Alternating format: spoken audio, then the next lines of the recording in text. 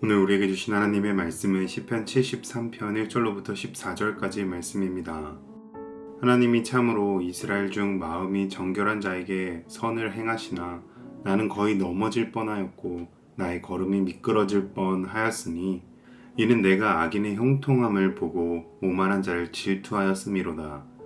그들은 죽을 때에도 고통이 없고 그 힘이 강건하며 사람들이 당하는 고난이 그들에게는 없고 사람들이 당하는 재앙도 그들에게는 없나니 그러므로 교만이 그들의 목걸이요 강포가 그들의 옷이며 살찜으로 그들의 눈이 솟아나며 그들의 소득은 마음의 소원보다 많으며 그들은 능욕하며 악하게 말하며 높은 데서 거만하게 말하며 그들의 입은 하늘에 두고 그들의 혀는 땅에 두루 다니도다. 그러므로 그의 백성이 이리로 돌아와서 잔에 가득한 물을 다 마시며 말하기를 하나님이 어찌 알랴 지존자에게 지식이 있으랴 하는도다. 볼지어다 이들은 악인들이라도 항상 평안하고 재물은 더욱 불어나도다.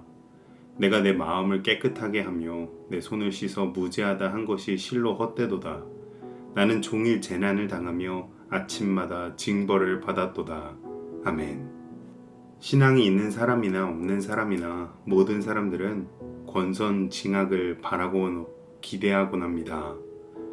그런데 세상과 현실을 보면 악인이 형통하고 오히려 의롭고 선한 사람들이 손해와 불행을 당하는 일들을 보게 됩니다. 이를 볼 때에는 믿음이 없는 사람보다 오히려 믿음이 있는 사람들이 더 큰 어려움과 시험에 빠지기도 합니다. 하나님께서 살아계신다면 이러면 안 되는 거 아닌가? 라는 의문이 들기 때문이죠. 오늘 본문 시편 37편 아삽의 시가 바로 이런 질문과 고민을 담고 있습니다. 이 말씀을 통하여서 시인은 악인이 형통하고 의인이 고통을 당하는 현실을 바라보면서도 어떻게 끝끝내 믿음을 지킬 수 있었는지 깨닫는 이 시간이 되시기를 주님의 이름으로 축복합니다. 1절에서 가장 먼저 시인은 하나님께서 마음이 정결한 자에게 선을 행하신다라고 믿음을 고백합니다. 이를 통해서 시인에게는 분명히 하나님께서 의인에게 복을 주신다는 믿음이 있다는 것을 알 수 있습니다. 그런데 이어지는 2절로 3절에서 시인은 이런 자신의 믿음이 흔들리고 있다라고 합니다. 적당히 어느 정도 흔들리는 수준이 아니라 넘어지고 미끄러져서 쓰러질 정도로 흔들렸는데요. 이는 악인들과 오만한 자들의 형통을 보고 부러워하며 질투하는 마음이 들었기 때문이었습니다. 우리도 이런 마음이 들 때가 있지 않으셨나요? 분명 머리로는 알고 믿고 있지만 나도 모르게 부러워하고 있는 것입니다. 어릴 때에 우리 부모님은 몸에 안 좋다고 안 사주는 불량식품을 마음껏 먹는 친구를 보면서 분명 몸에 안 좋은 것을 알면서도 부러워하는 것처럼 말이죠. 그럼 시인은 악인의 무엇을 보았길래 마음이 흔들렸을까요? 이어서 4절로 9절에서 부럽고 질투하는 마음이 생기게 만든 악인의 형통에 대해서 말하고 있습니다. 악인들이 죽을 때까지 큰 고난이나 재앙이 없이 강건하게 살다가 죽는 순간에도 편히 죽는 것을 보게 됩니다. 그래서 악인들은 교만을 목걸이처럼 자랑스럽게 여기며 매일 입는 옷처럼 폭력을 일삼았습니다. 우리가 기대하고 바라는 것은 교만하고 폭력적인 이런 사람들은 고난을 당하거나 고통스러운 최후를 맞이하는 것인데 완전히 정반대의 현실을 보고 있는 것이죠.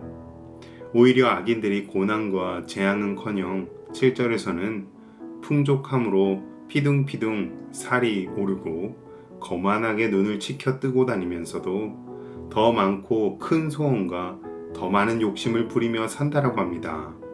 현대에 와서야 비만이 좋지 않은 것으로 여겨지지만 과거에는 비만하여서 배가 나오고 살찐 것이 부와 여유의 상징이었습니다. 많이 가진 자들만이 살찔 수 있었지 가난한 사람들은 살이 찌기는커녕 먹을 것이 없어서 살이 찌는 것을 부러워할 정도로 굶어야 했기 때문이죠. 악인들이 내뱉는 말은 더 가관이었는데요. 그들은 거만하게 남을 비방하며 비웃고 폭언을 했습니다. 심지어는 9절에서 그들의 입을 하늘에 두고 혀는 땅에 두루 다닌다라고 하는데요. 이 말은 자신들의 말이 하늘의 말, 즉 진리인 것처럼 말하고 다니며 수많은 사람들에게 그것을 떠들고 전파하며 다닌다는 것을 뜻합니다. 오늘날에도 악인들이 오히려 자신이 행했던 편법과 불법과 악행들을 통해 얻은 성공과 부를 자랑스럽게 여기며 떠들고 그것이 정답이고 진리인 것처럼 자랑하며 심지어는 강연하고 가르치는 것들도 볼 수 있습니다.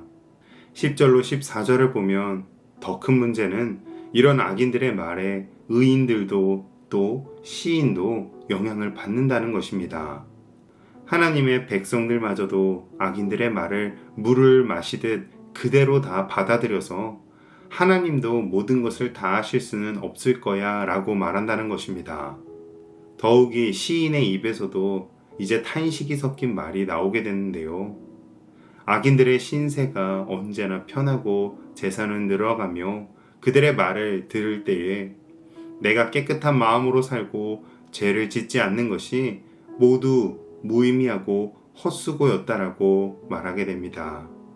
왜냐하면 악인들은 편하고 부유해질 때 자신은 재난을 당하고 징벌을 받고 있기 때문입니다. 의인과 시인들이 믿음이 있지만 이런 말을 하는 이유가 무엇입니까? 이들의 말처럼 악인들이 잘 먹고 잘 사는 것이야 하나님께서 어쩌다가 그러실 수도 있겠다 라고 생각할 수도 있겠지만 죄와 부단히 싸우던 자신들이 악인들보다 못 먹고 못 살고 오히려 고난과 징벌을 당하기 때문입니다. 아무리 믿음이 있는 사람이라도 이 모든 현실과 상황이 머리로는 도저히 이해가 되지 않고 어떤 말로도 설명할 수가 없습니다. 그래서 하나님께 저절로 이건 아니죠. 이러면 안 되는 거 아닌가요? 라는 탄식이 나오게 됩니다. 그런데 이런 시인의 고백과 탄식이 바로 하나님의 은혜를 반증합니다. 하나님께서는 이렇게 믿음과 현실의 괴리 가운데 괴로워하며 근심하며 의심하고 탄식하는 우리를 정죄하지 않으십니다. 이를 불경하고 부정하다라고 하며 성경에서 그런 말들을 지우지 않으셨습니다. 이런 모든 고민과 질문도 하나님 앞에 드리는 찬양이자 기도로 받아주십니다. 그리고 고민하고 근심 많은 우리를 불쌍히 여기시며 더 큰 은혜와 믿음을 더하여 주십니다. 시인도 73편 후반절에 가서는 하나님께서 주시는 믿음으로 말미암아 깨달음을 얻게 됩니다. 그렇기에 오늘 우리는 의문이 들고 근심이 생기고 의심이 들 때에도 그 마음 있는 그대로 긍휼과 은혜의 하나님 앞에 나아가야 할 줄로 믿습니다. 악인의 형통 앞에서 흔들리는 우리의 마음을 하나님은 외면하지 않으십니다. 오히려 우리의 솔직한 의문과 탄식을 통해 더 깊은 믿음으로 우리를 이끌어 가십니다. 그러므로 오늘 우리 모두 고난 중에도 하나님을 바라보며 그분의 공의와 사랑을 신뢰하며 하나님 앞에 나아가 결국에 끝끝내는 선을 이루시고야 마는 하나님을 만나시기를 주님의 이름으로 축복합니다. 기도하겠습니다. 악인의 형통 앞에서 마음이 흔들릴 때도 있습니다. 주님, 더욱 주님을 바라보게 하소서. 우리의 의문과 탄식을 외면하지 않으시고 오히려 은혜로 품어주시는 하나님을 더욱 신뢰합니다. 오늘 내 현실 속 고난 중에도 주님을 더욱 붙들며 끝까지 믿음의 길을 걸어가게 하시고 주의 공의와 사랑을 기다리는 자에게 베푸실 선하심을 소망으로 품게 하여 주시옵소서. 예수님의 이름으로 기도합니다. 아멘.